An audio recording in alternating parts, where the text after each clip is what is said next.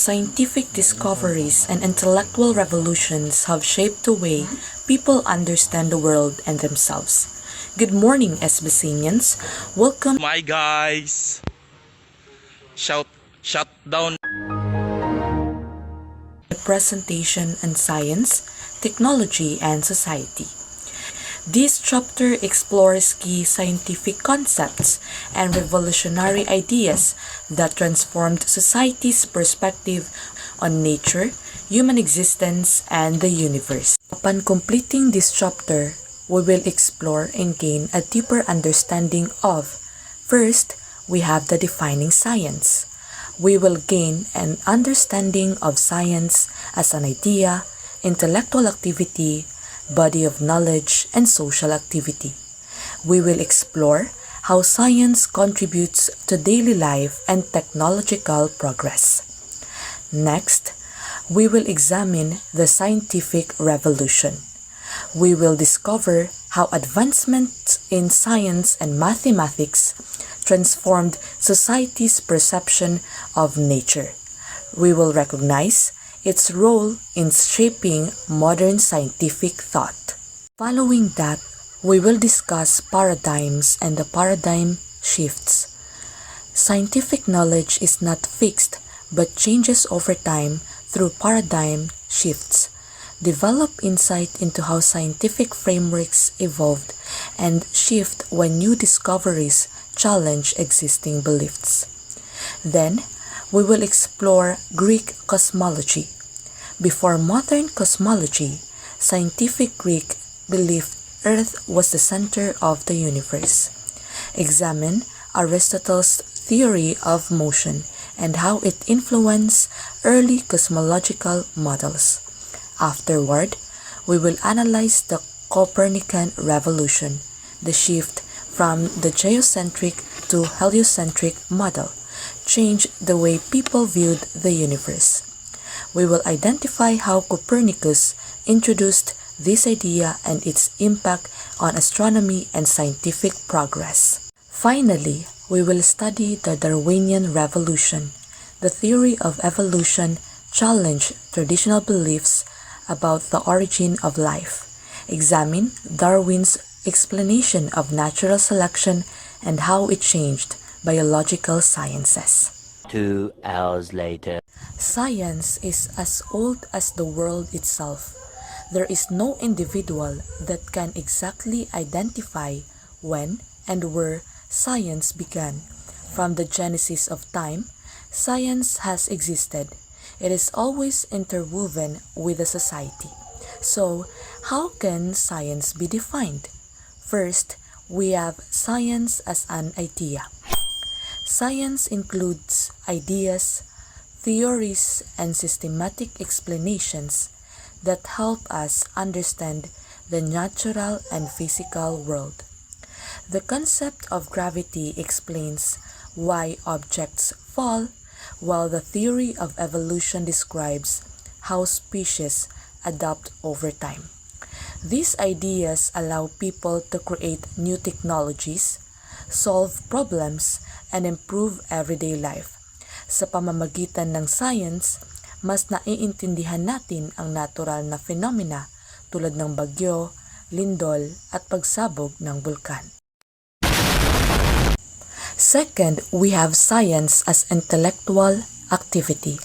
It involves systematic observation, experimentation, and analysis to discover new facts and verify existing knowledge.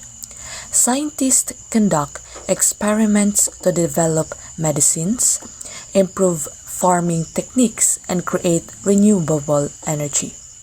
Sa pag-aaral ng climate change, researchers examine temperature records, carbon emissions, and weather patterns to predict the lessen its effects.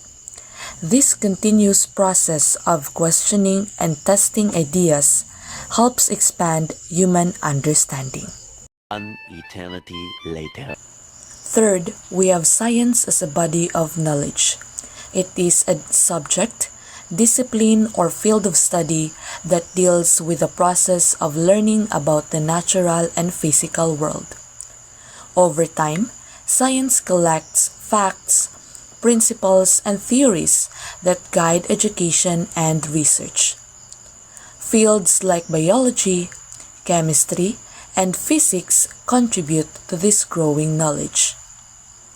Human anatomy helps doctor understand how the body functions, while physics explains electricity and motion. Ang mga librong pang-agham at pananaliksik ay ginagamit sa schools at universities para maturuan ang students at mapalawak ang kanilang kaalaman. You didn't have to cut me off. Say that I can never happen, that we were nothing. I don't even need your love, but you treat me like a stranger, and I feel so. Finally, we have science as a personal and social activity. It is a means to survive in and improve life. It is interwoven with the people's lives. Science directly affects daily life by providing practical solutions to common problems. Medical advancements such as vaccines and antibiotics help prevent diseases and extend human lifespan. Technological innovations like computers and smartphones make communication and work more efficient.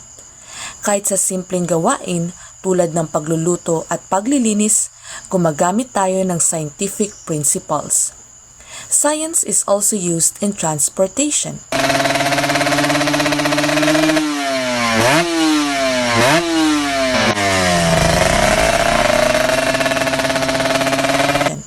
Construction and different industries to improve quality of life.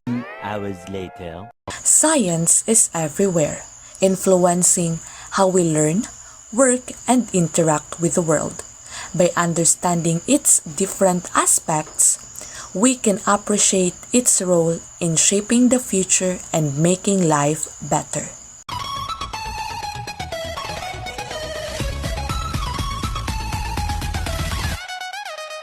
The scientific revolution was a period of enlightenment when developments in science and mathematics transformed society's view of nature. It explained the emergence of modern science and encouraged people to question old beliefs and explore new ways of thinking. Dahil dito, mas naintindihan ng tao ang natural world at nagkaroon ng mas sistematikong paraan sa pag-aaral ng science. This revolution took place in Europe, starting with Nicolaus Copernicus' book on the revolutions of the heavenly spheres and ending with Isaac Newton's discoveries. Bakit kaya sa Europe nagsimula? One probable reason was the invention of the printing press, which helped spread scientific ideas faster. Intellectual activities were also blooming, and scholars from the different fields started sharing knowledge. Pero hindi ibig sabihin na science ay galing lang sa Europe. Ancient civilizations like Mesopotamia, Egypt, China, and India had their own advanced knowledge in science, technology, medicines, and mathematics. Halimbawa, the Babylonians developed early astronomy, while the Chinese invented the compass and the gunpowder.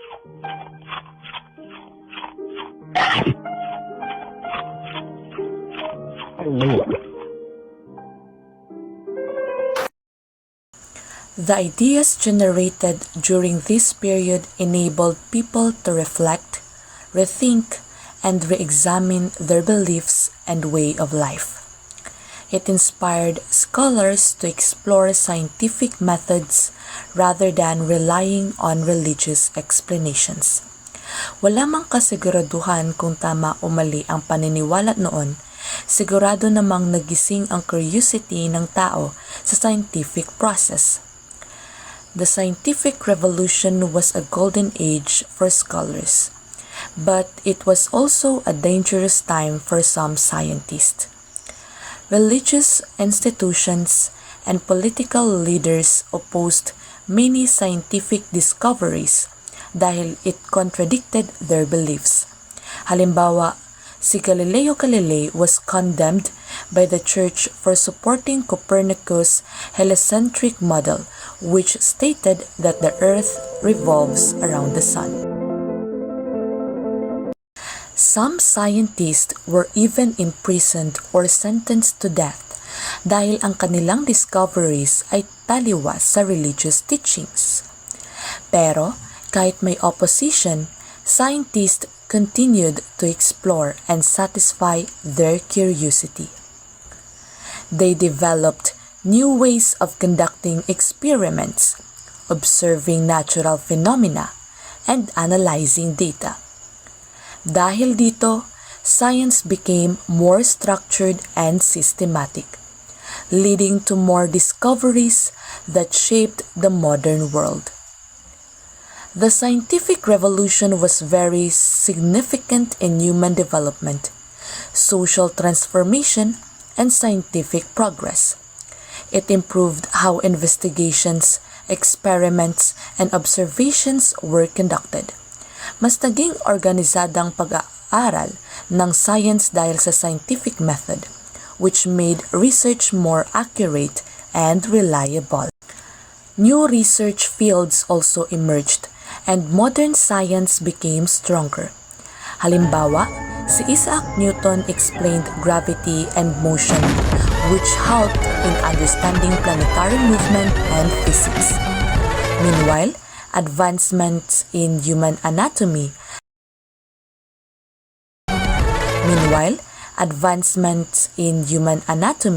led to better medical treatment and healthcare.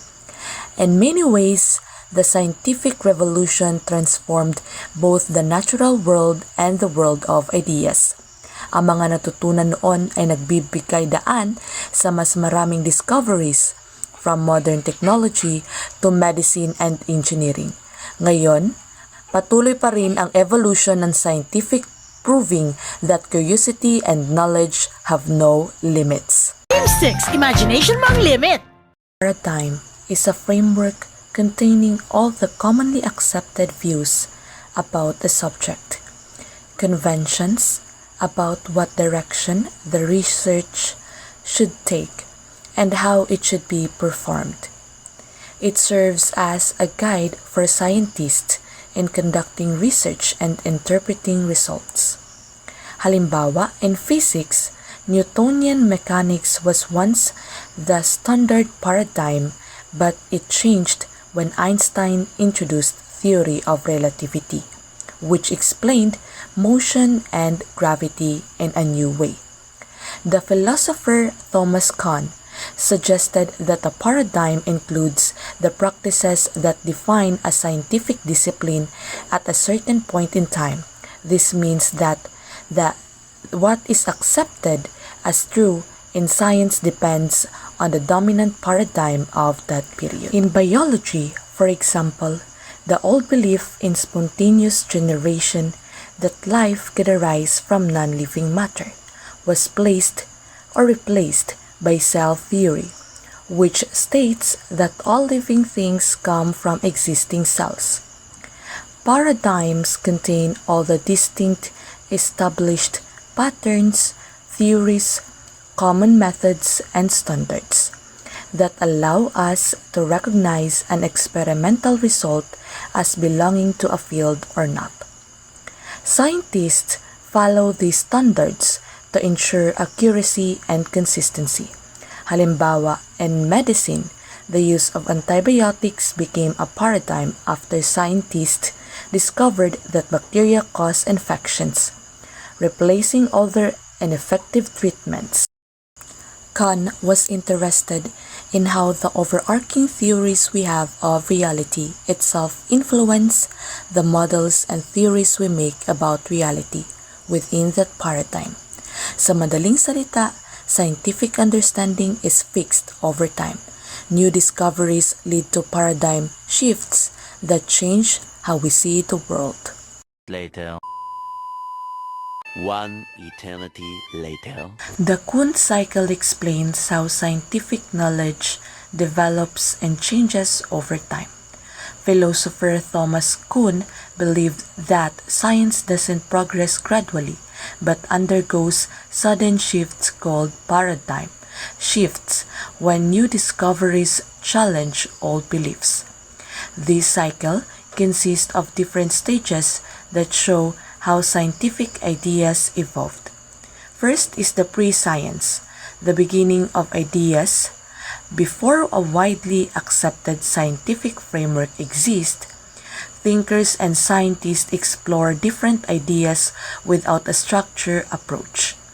Parang brainstorming phase kung saan people try to explain natural phenomena without a stronger scientific foundation. Example, before Newton, people had different beliefs about motion and gravity. Ancient Greeks like Aristotle thought objects fell because they were trying to return to their natural place. After the pre-science stage, we have normal science, which is when scientists work under an accepted paradigm. They conduct research, solve problems, and expand knowledge using existing theories. Science is stable and productive in this phase. Example, when Isaac Newton and his laws of motion, they became the foundation of physics.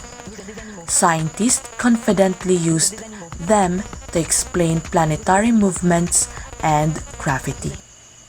After the normal science stage, we move to model drift, where scientists notice inconsistencies, observations that don't perfectly match the existing theory. At first, they try to adjust their models rather than change the whole theory.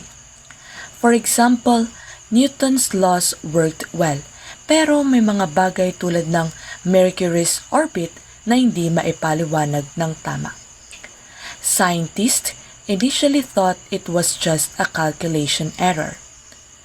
Next, following model drift, we enter the model crisis stage. As more anomalies build up, the old paradigm becomes harder to defend. Scientists begin questioning whether the existing model is still valid or if a completely new explanation is needed. For example, Albert Einstein noticed that Newtonian physics couldn't explain extreme conditions like how light bends around massive objects. This led to doubts about absolute time and space. After the model crisis, we reached model revolution, where an entirely new model replaces the old one. Scientists accept this new theory because it explains anomalies better and offers a clearer understanding of reality. For example, Einstein's theory of relativity replaced Newtonian mechanics in extreme conditions, like changing how scientists viewed space, time, and gravity. The final stage after model revolution is paradigm change. The new theory becomes the foundation for future research, stabilizing science again, until new discoveries challenge it, starting the cycle over. For example, today, modern physics continues to evolve. Quantum mechanics and string theory are challenging even Einstein's ideas, proving that science never stops advancing. The Kuhn cycle shows that science is always changing. Newton, Einstein, and modern scientists have all contributed to shaping our understanding of the world. No theory is permanent, and as new evidence emerges, scientific knowledge continues to grow. 2,000 years later. A paradigm dictates. First, we have what is observed and measured. Scientists focus on specific things based on the dominant paradigm. For example, before germ theory, doctors only looked at external symptoms of diseases. But after the discovery of bacteria and viruses, medical research shifted towards studying microorganisms under a microscope. Next, we have the questions we ask about those observations. The paradigm determines what scientists considered important. People once asked why sun moves across the sky, assuming Earth was still. But with the heliocentric model, the focus shifted to understanding how planets orbit the sun. Then comes how the questions are formulated. The way scientific studies are designed depends on the current paradigm. Before the discovery of genetics, scientists could only study inheritance by observing family traits. But after DNA was understood, genetic testing allowed researchers to study heredity at the molecular level. Following that, we have how the results are interpreted. A shift in paradigm changes how scientists analyze data. Long ago, earthquakes were thought to be random events. But after the plate tectonics theory, scientists recognized that earthquakes result from shifting tectonic plates, helping them predict high-risk areas. Next is how research is carried out. Scientific investigations follow the accepted theories of their time. Early medicine relied on herbal remedies and superstitions, but modern medicine now uses clinical trials and laboratory testing to ensure treatments are safe and effective. Finally, we have what equipment is appropriate. Advances in technology can lead to paradigm shifts. Before telescopes, astronomers relied on their naked eye to study the stars. But with powerful telescopes, they discovered new planets and changed humanity's understanding of the solar system. It is very common for scientists to discard certain models or pick up emerging theories.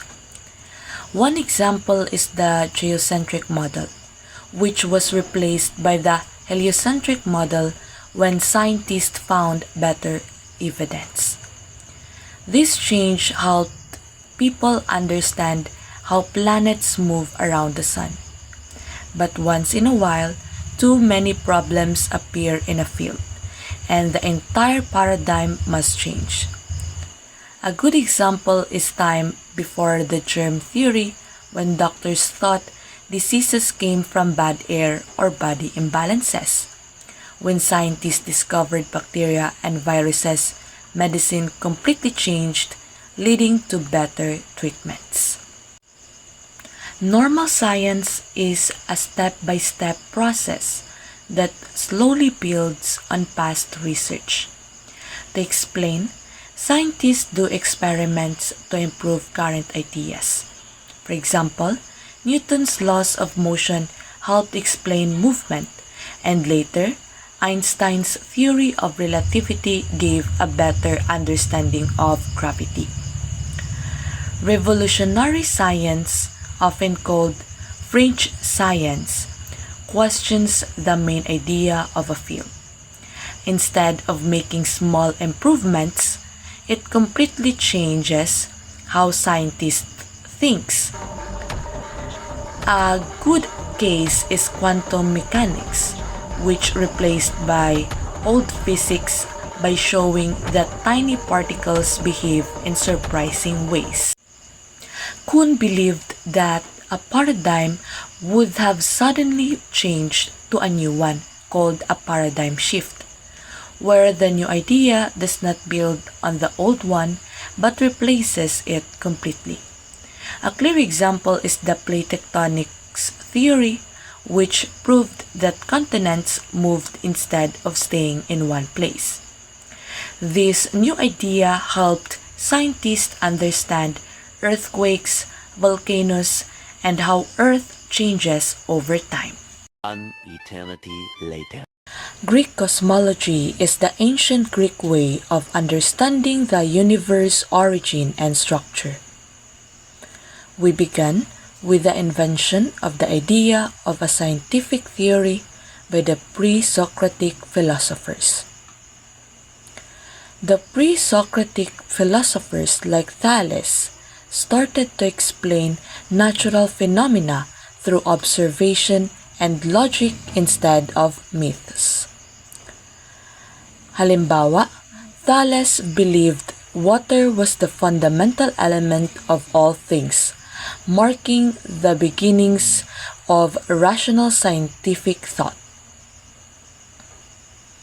They attempted to find underlying and unchanging principles responsible for the constantly changing phenomena of the everyday natural world. These early thinkers looked for stable laws that govern nature. These early thinkers looked for stable laws that govern nature despite its constant change. For instance, while the weather and seasons change daily, they searched for the basic forces or elements, like water, air, fire, and earth that remain constant.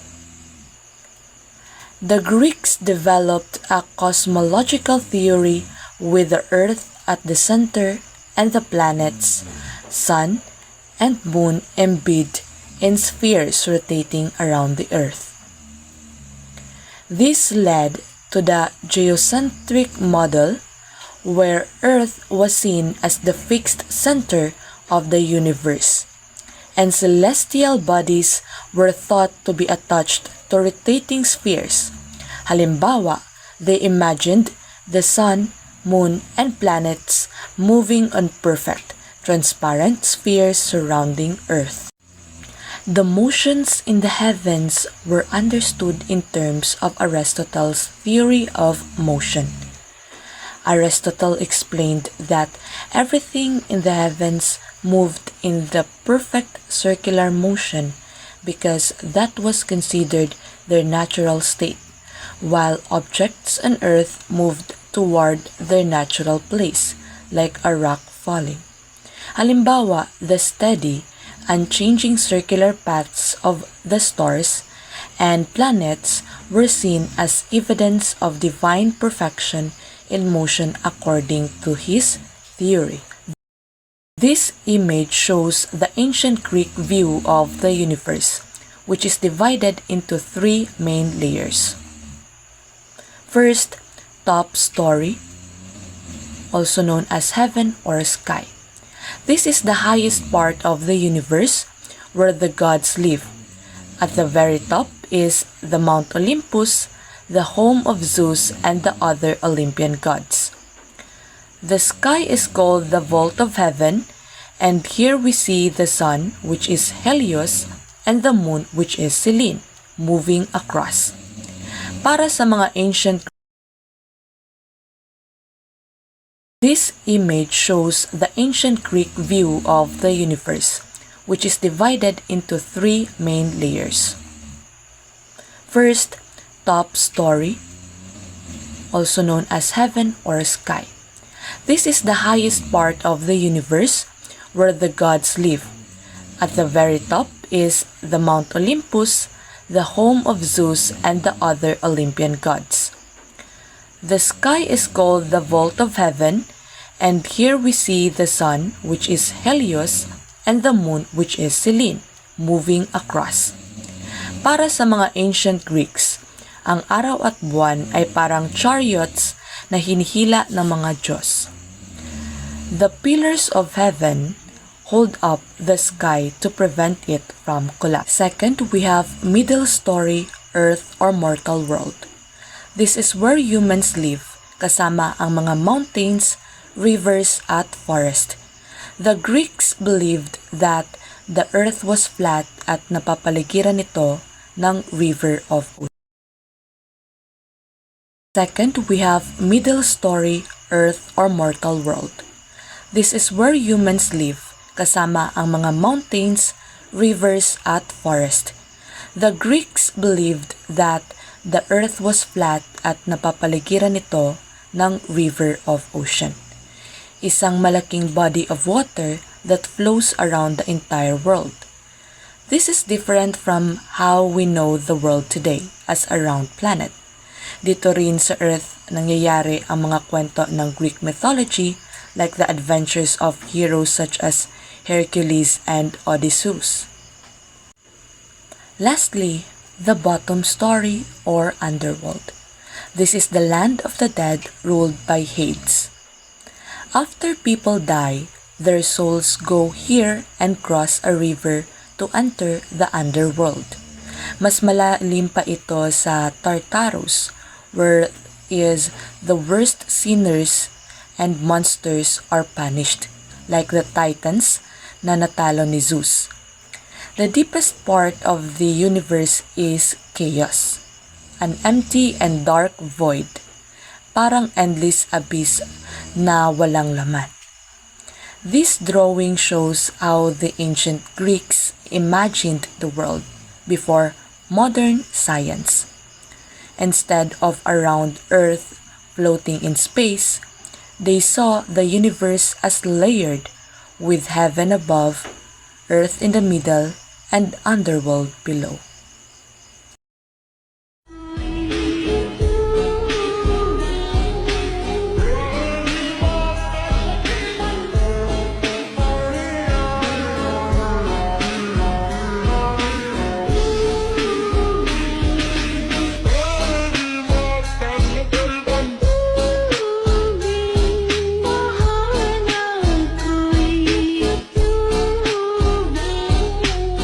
Copernican Revolution.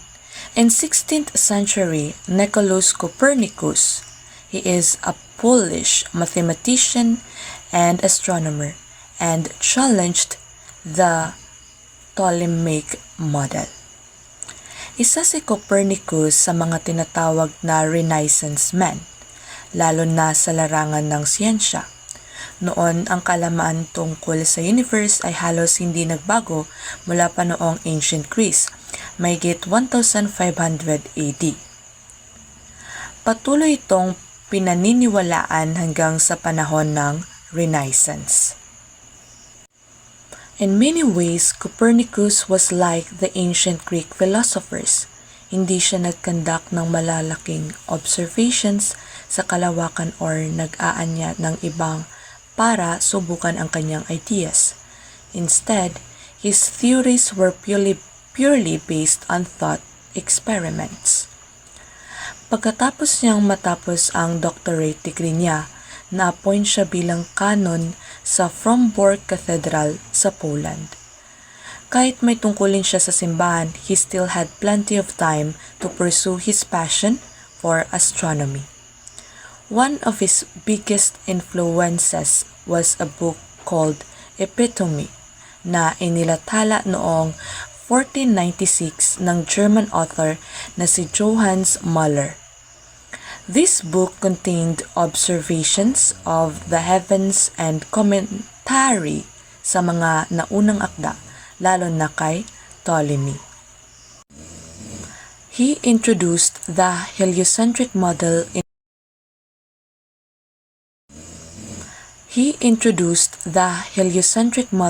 a 40-page outline entitled Commentariolus.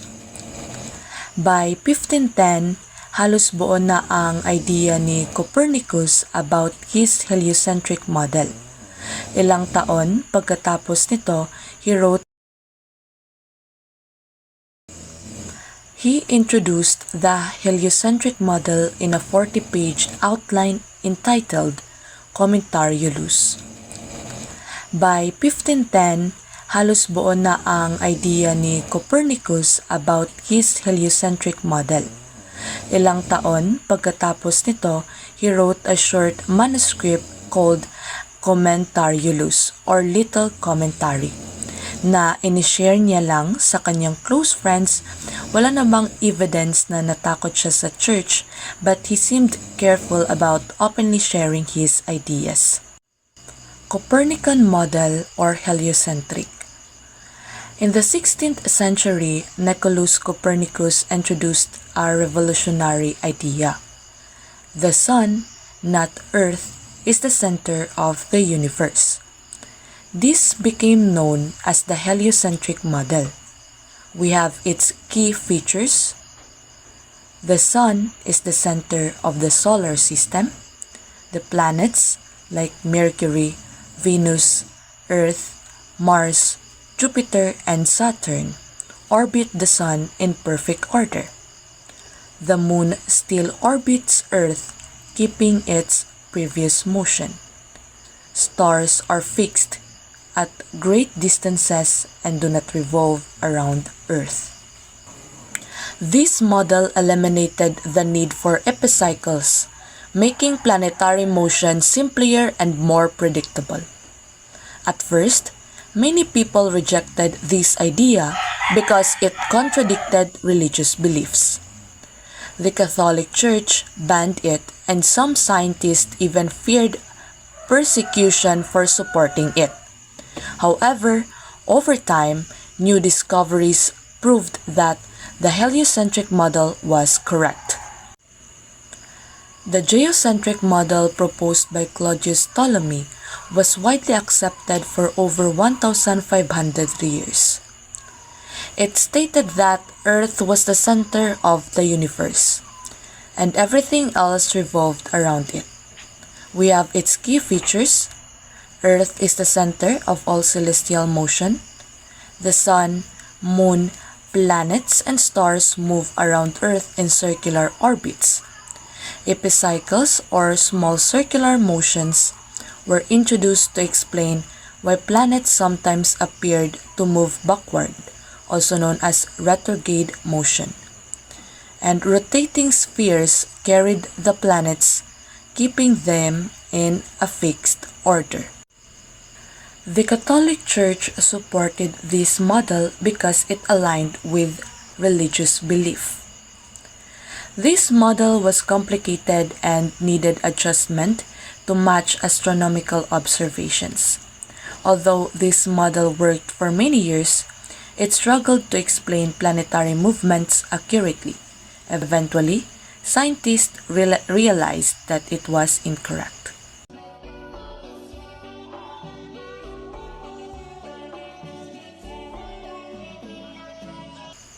He formalized his model in the publication of his treatise, De Revolutionibus Orbium Coelestium, The Revolution of Celestial Spheres, in 1543. Kahit busy siya sa pagiging canon at doktor, hindi nito napigilan ang kanyang passion for astronomy. His most important work, which is De Revolutionibus Orbium Coelestium, on the revolutions of the heavenly spheres, was finally published in 1543, the same year na namatay siya. Madalas itong itinuturing na simula ng scientific revolution. Sa kanyang libro, Copernicus explained na hindi ang Earth ang nasa gitna ng universe, kundi ang araw. Ayon sa kanyang model, umiikot ang Earth at ibang planeta sa Sun bawat taon, habang ang Moon naman ay umiikot sa Earth. Heliocentric model, which suggested that the Sun, not the Earth, was the center of the solar system. This idea directly contradicted the geocentric model ni Ptolemy, na matagal nang accepted ng simbahan at ng maraming scholars. For centuries, the geocentric model was widely accepted dahil ito ang tinuturo ng church at ng ancient philosophers. According to this model, Earth was the center of the universe at lahat ng planets, pati na rin ang araw at mga bituin, ay umiikot dito. This belief was deeply embedded in religious and philosophical traditions, kaya mahirap itong baguhin. Sa kabila ng initial resistance, the heliocentric model gained support over time, leading to what is now called the birth of modern astronomy. Noong early 1600s, Johann Kepler improved Copernicus' model by proving that planets move in elliptical orbits instead of perfect circles. And also Galileo Galilei used a telescope to observe Jupiter's moons, proving that not everything revolves around Earth. His discovery supported the heliocentric model, but he was persecuted by the Church for his beliefs. Eventually, by the late 1600s, Isaac Newton explained the motion of planets using the law of gravity, further proving the Sun was the center of the solar system. Dahil sa contributions ng mga scientist na ito, mas lalong lumakas ang suporta ng heliocentric model. Over time, people accepted this idea, marking the transition from ancient beliefs to modern scientific thinking. Ang heliocentrism ni Copernicus ang naging unang hakbang patungo sa modern astronomy. It challenged old ideas, inspired future discoveries, and changed how humanity understood the universe.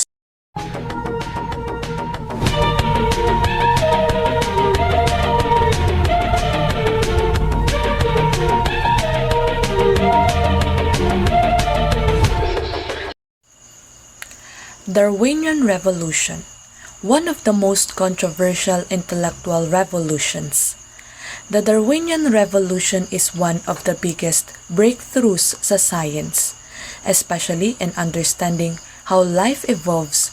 Noong panahon ni Darwin, karamihan sa mga tao ay naniniwala na ang lahat ng nilalang ay ginawa ng Diyos at hindi nagbabago.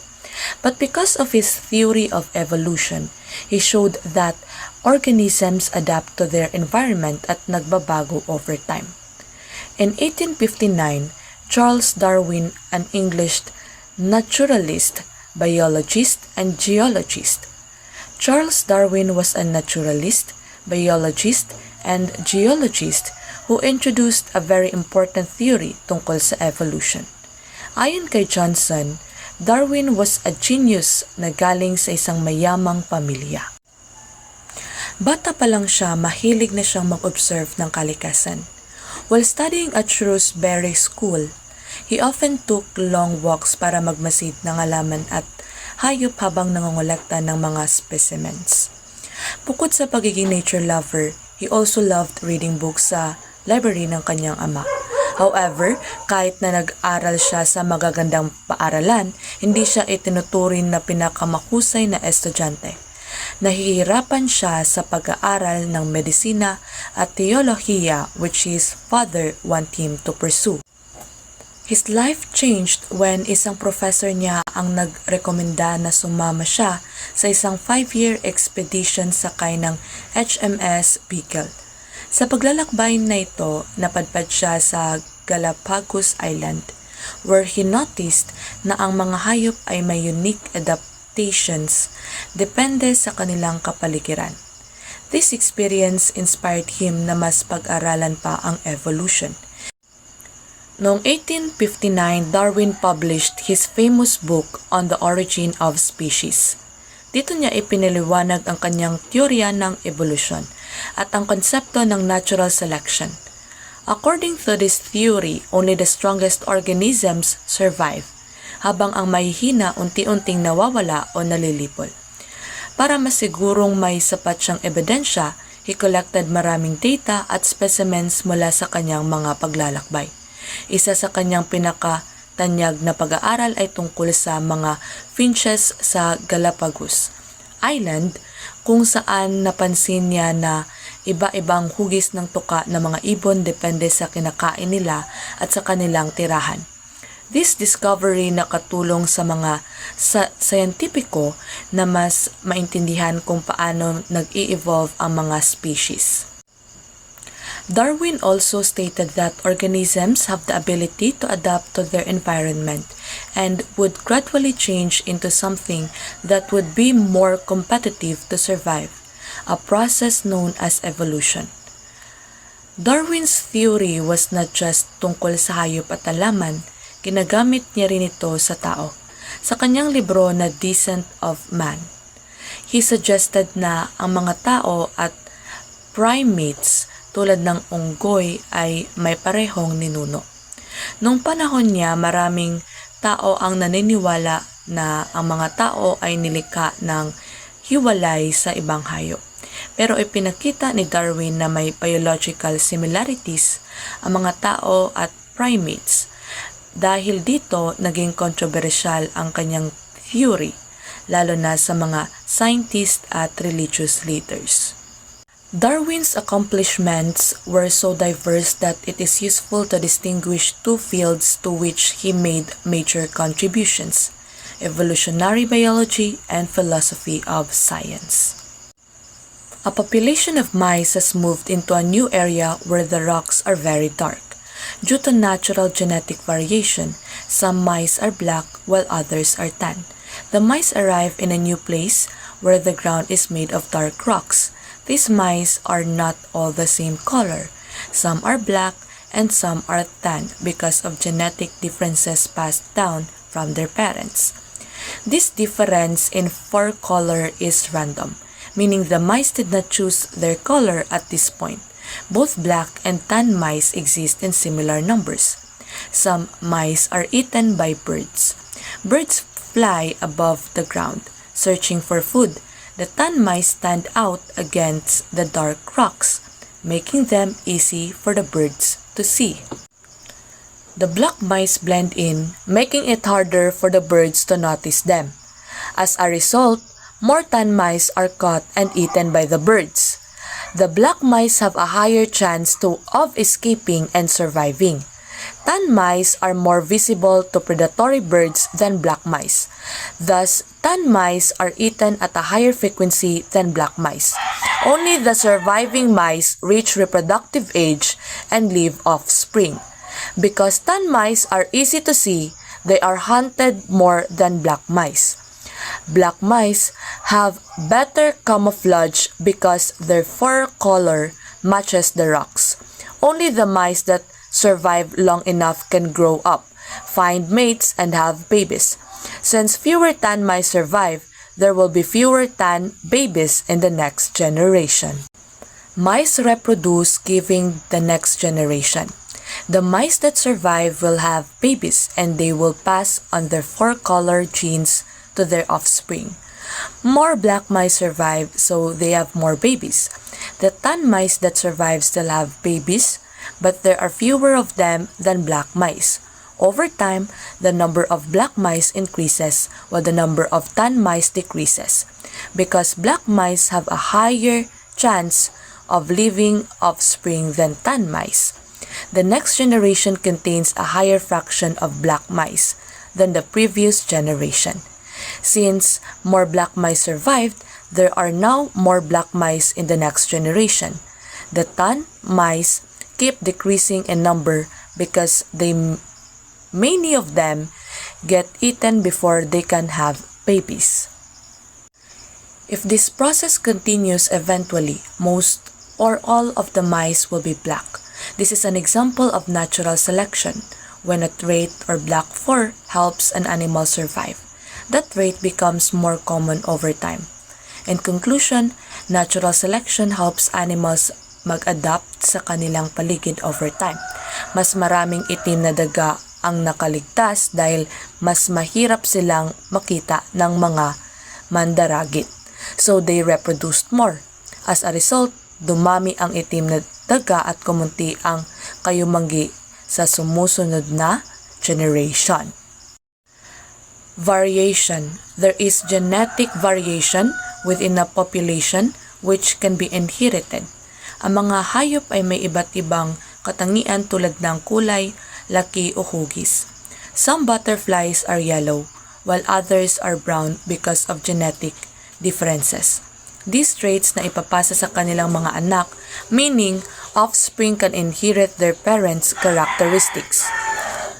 Competition. Overproduction of offspring leads to competition for survival.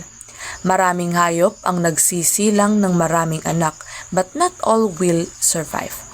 Butterflies must compete for food and space. Lumalaban para sa pagkain at tirahan. Predators also hunt them, so only the strongest or best adapted butterflies ang nakakaligtas. Adaptations. Individuals with beneficial adaptations are more likely to survive to pass on their genes. Some animals may have traits na nakakatulong sa kanila na mabuhay. For example, brown butterflies blend with the tree bark, making it harder for predators to see them. Yellow butterflies are easier to spot, so more of them are eaten. Since brown butterflies survive more, they reproduce and pass on their traits. Selection. Over many generations, there is a change in allele frequency or evolution. As more brown butterflies survive and reproduce, their population increases. Sa paglipas ng panahon, mas maraming brown butterflies ang makikita kaysa sa yellow. This process is called natural selection, where helpful traits become more common while less useful traits nawawala. In conclusion, natural selection helps species magbago sa paglipas ng panahon. Because of variation, some animals have traits that help them survive. They compete for resources, and those with better adaptations live longer and reproduce. Over time, traits that help survival become more common, while weaker traits disappear. This leads to evolution, where a species slowly changes to fit its environment better. Each species shows variation. Hindi lahat ng hayop sa isang species ay magkakapareho. May maliliit, malalaki, mahina o malakas. Some giraffes have longer necks, while others have shorter necks. These differences can be inherited by their offspring. There is competition within each species for food, living space, water, or mates. Mga hayop ay naglalaro para sa pagkain, tubig at tirahan. Giraffes with shorter necks struggle to reach leaves, while those with longer necks can easily eat. The stronger or better adapted animals have a higher chance to survive. These survivors will pass on their better genes. Animals have a higher chance to survive. These survivors will pass on their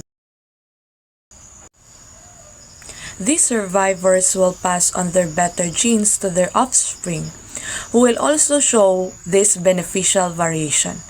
Ang mga giraffes na may mahahabang leeg ay magpapasa ng kanilang genes sa kanilang mga anak.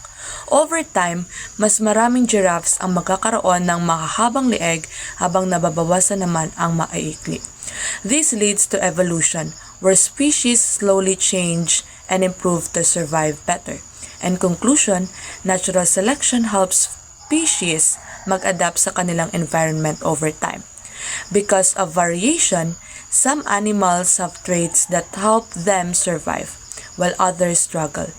Those with better adaptations win in competition and live longer. They then pass on their stronger genes to the next generation.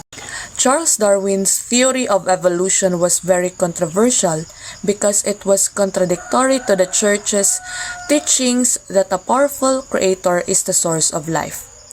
Many people believe that God created all things as they are, while Darwin's theory suggested that life evolved over time through natural selection. This caused conflict between science and religion, making people question where life truly came from. People were divided based on their beliefs. Some supported evolution, while others stood by religious teachings. Some people accepted Darwin's theory because it was based on evidence and research. Others rejected it because they believed it contradicted the Bible and the idea of divine creation. Later on, people realized that evolution and religious teachings are not completely against each other and both can coexist. Some religious groups accepted evolution as a natural process guided by God. Scientists and religious leaders found ways to reconcile faith and science, understanding that both can explain different aspects of life. Today, many believe that science explains how life changes, while religion explains its deeper meaning and purpose.